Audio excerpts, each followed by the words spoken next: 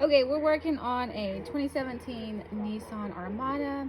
We're replacing the canister vent valve, and he is going to show you where it is. It's above the spare tire.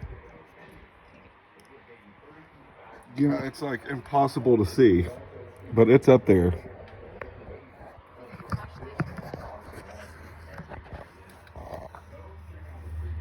It is. Yeah, see how hard it is to see?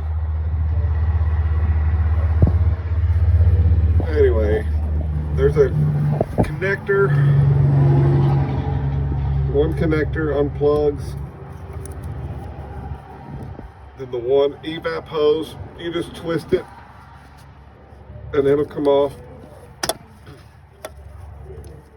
And then the whole, there's a catch. You push the catch in and the whole valve twists and comes out.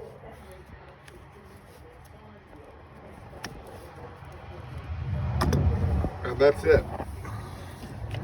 And then you put the other one in the same way that one came out.